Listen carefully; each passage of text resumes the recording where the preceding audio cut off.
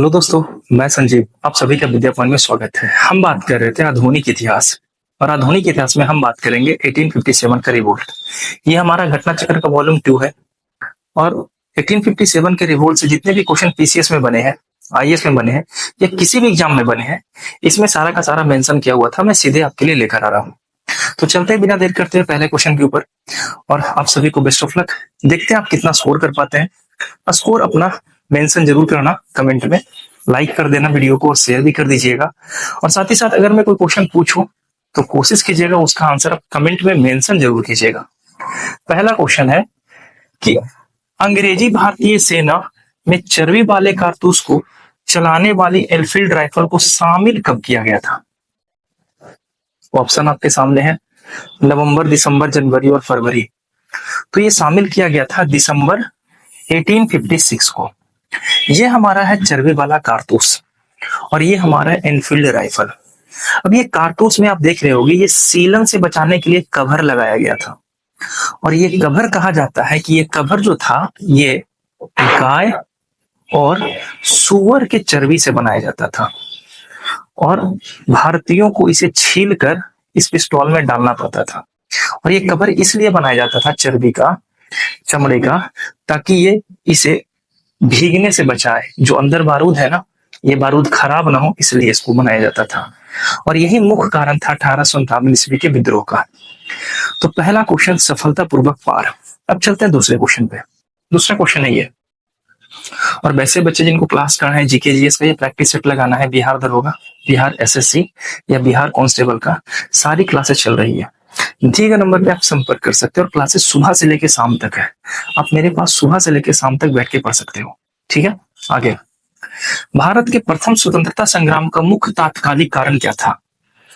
तो अब आप तात्कालिक कारण में ढूंढोगे चर्बी वाला कारतूस, है ना, जो यहाँ मिलने वाला नहीं है। तो आंसर क्या होगा? और ये आरएस के एग्जाम में पूछा गया है। तो आंसर होगा अंग्रेजों का धर्म में हस्तक्षेप करना।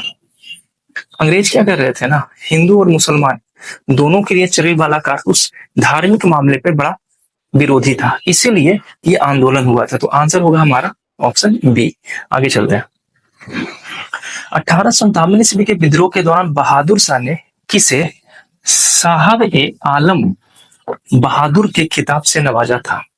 तो देखना, पहले तो यही बात आप लोग याद रखना कि 1857 ईस्वी क्रांति के समय मुगल बादशाह कौन था? बहादुर शाह। बहादुर शाह जफर, आपको ये पता होगा।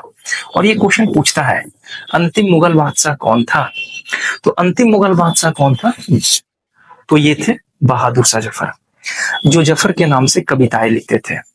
1857 ईस्वी के विद्रोह में इनको कैद कर लिया जाता है, और कैद करके इनको भेज दिया जाता है रंगून। और यहीं पे 1862 में इनका देहांत हो जाता है। लेकिन 1857 ईस्वी के विद्रोह के समय ये जो वक्त खान है ना, ये आते हैं और बहादुर शाह को बना देते हैं 1857 ईस्वी का नेता, मुख्य नेता, और अपना बादशाह घोषित कर देते हैं। इसी के कारण बहादुर शाह ने इसे ये उपाधि से नवाजा था, जो उपाधि था शाह आलम बहादुर की उपाधि। ठीक है, और ये भी क्वेश्चन पूछा गया है एआरओ में। अगले क्वेश्चन पे चलते हैं। 1857 ईस्वी की स्वाधीनता संग्राम का प्रतीक क्या था? अब ये प्रतीक आपको पता होगा कि लोग गांव-गांव जाकर नारा लगा रहे थे, कमल और रोटी का। तो आंसर होगा, इसका प्रतीक था कमल और रोटी। नेक्स्ट, 1857 ईस्वी की स्वाधीनता संघर्ष की वीरांगना महारानी लक्ष्मीबाई की जन्मस्थली कौन सी थी? महारानी लक्ष्मीबाई का जन्म कहाँ हुआ था? तो इनका जन्म हुआ था वाराणसी में। तो आंसर होगा ऑप्शन सी, वाराणसी। और मैं आशा करता हूँ कि आप लोग लाइक कर ही दिए होंगे।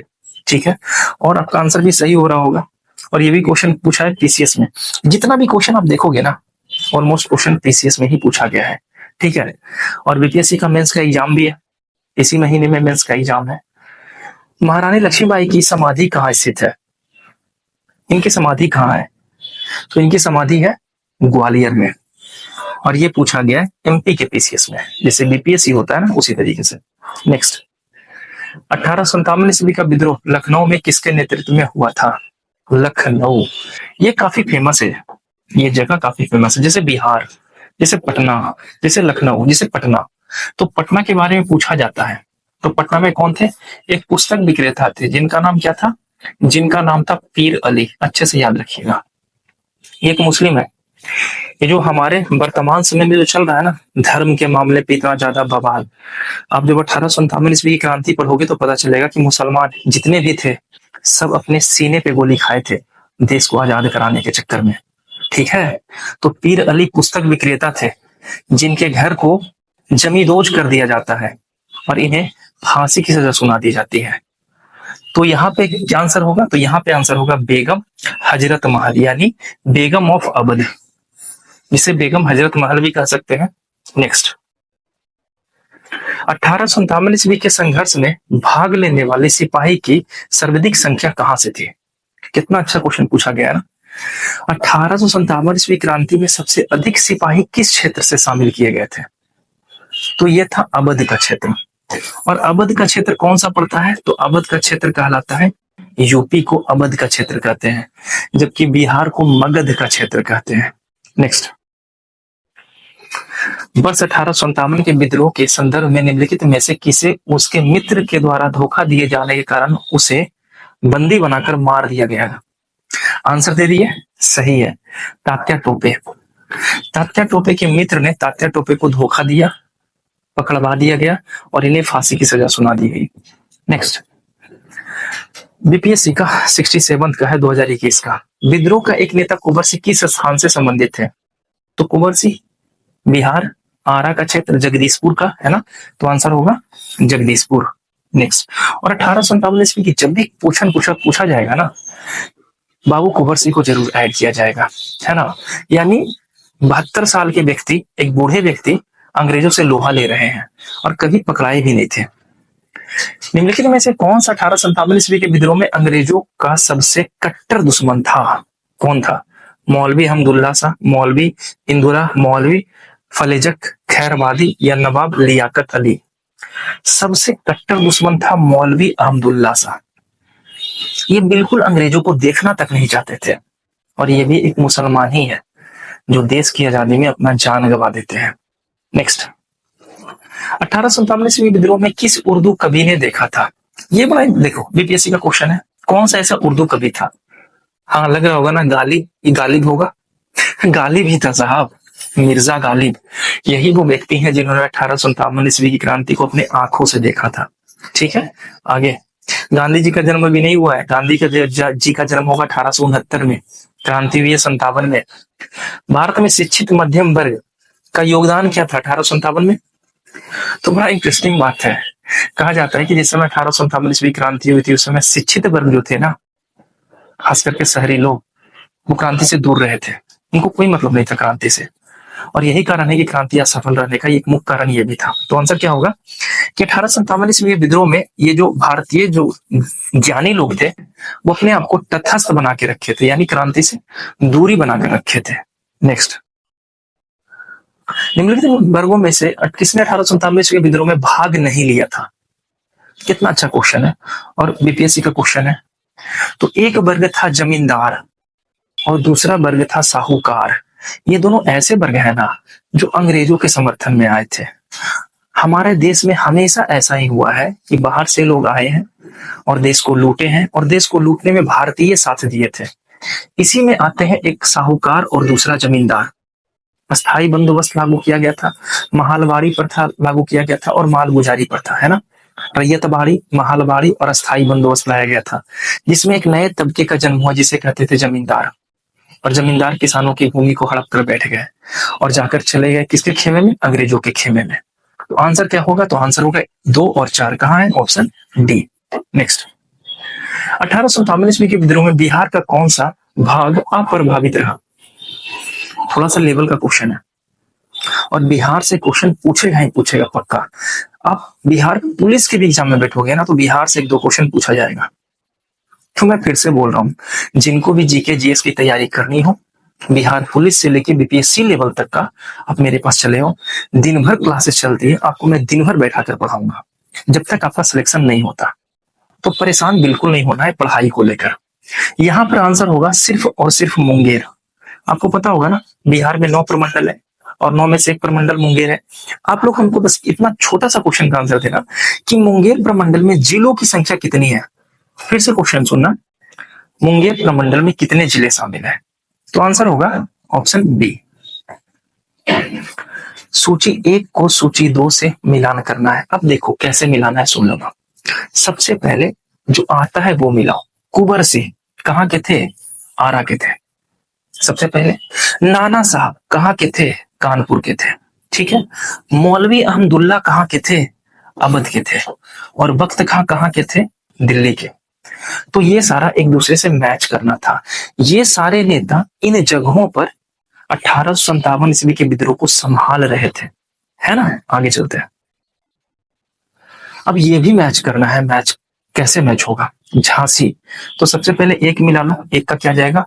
4। अब देखो करेंगे क्या, ऑप्शन में जाएंगे। ये एलिमिनेट हो गया, ये एलिमिनेट हो गया, थोड़ा सा हाथ मिल गया। कानपुर, कानपुर में कौन थे? और देखो बेगम हजरत महल, तो बेगम हजरत महल कहाँ की थी? लखनऊ, है ना। यानी बी का क्या होगा? 3। बी का 3 कहाँ है? यहाँ पर है, यानी ये भी एलिमिनेट हो गया। आंसर हो गया ए। अगर ऐसा क्वेश्चन एग्जाम में आ जाए, पीसीएस का है, यूपी पीसीएस का, तो जरूरी नहीं कि आपको सारा का सारा ऑप्शन आता ही हो। पहले जो आता है उसको मिला लो, ऑप्शन में जाके एलिमिनेट करो चीजों को, आंसर आ जाएगा। अब चलते हैं कानपुर। तो कानपुर में कौन थे? तो ये थे हाजी मुल्ला खां। और फैजाबाद में कौन थे? तो ये थे मौलवी अहमदुल्ला शाह। आगे चलते हैं अगले क्वेश्चन। 1857 ईस्वी का प्रथम स्वतंत्रता संग्राम असफल हुआ, क्यों? इसका कारण क्या था? भारतीय सिपाहियों में उपदेश की एकता की कमी, बिल्कुल सही। प्राय भारतीय राजाओं ने ब्रिटिश सरकार का साथ दिया था, बिल्कुल। जमींदार और साहूकार एकदम भारतीय जो थे अंग्रेजों के प्रति कट्टर वफादार थे, चंद पैसों के चक्कर में अपना जमीर बेच चुके थे। ये भी कारण था। ब्रिटिश से सिपाही कहीं अच्छे सज्जित और संगठित थे, ये बिल्कुल सही बात है, यानी होगा सभी। ब्रिटिश सेना के पास भारतीयों की सेना से जो हथियार थे वो कहीं उन्नत किस्म के हथियार थे, और भारतीय सेनाओं के पास क्या थे? भाला, तीर, तलवार। क्या ही कर लीजिएगा ब्रिटिश के सामने ये। जब मुगल नहीं टिक सके ब्रिटिश के सामने, अवध बंगाल नहीं टिक सका, तो आम भारतीय नागरिक क्या ही कर लेते ब्रिटिश को। नेक्स्ट,